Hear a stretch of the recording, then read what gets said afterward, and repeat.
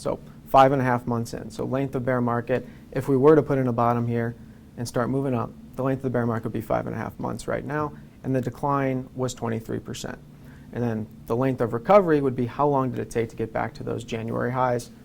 Unknown at this time. That's why it's not on this chart.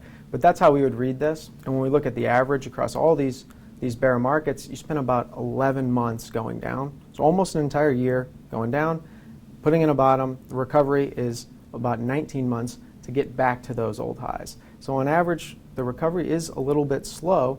We have some of those longer periods where it's taking much more than 2 years to get back there, which means that average is only about 19 months, year and a half to get back to those highs. And those highs are often put in during a euphoric time. So getting back to them is very difficult. You can also pull around some of the data. Like we said, you referenced the 70s, significant inflation and some oil issues. You got 2002 tech bubble, and then you have the great financial crisis. You remove those, remove all the bad stuff, you're left with a lot better data. The recovery is much shorter, only about 9 months of recovery time versus the average of 19. And on the chart, they didn't pull out those three. They used down 25%.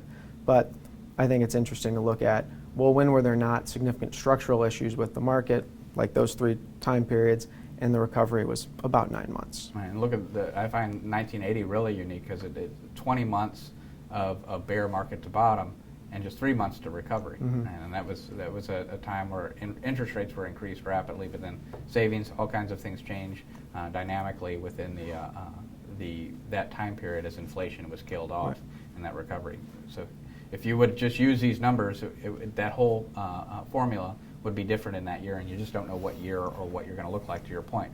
And fundamental analysis, every time period is different. Right.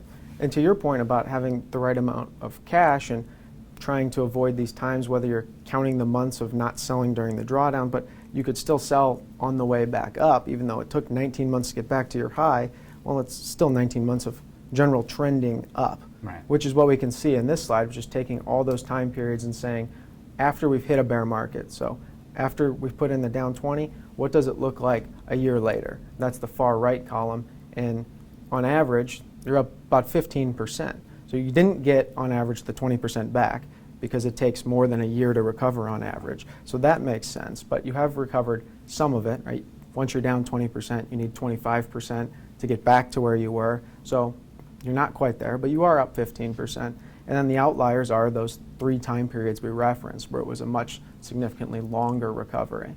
Right, and 2001 really isn't that big of a deal, right? It might as well just a couple of basis points, or a couple hundred basis points from being positive. Thank you for watching. Be sure to like the video and press the subscribe button right here so you never miss an update.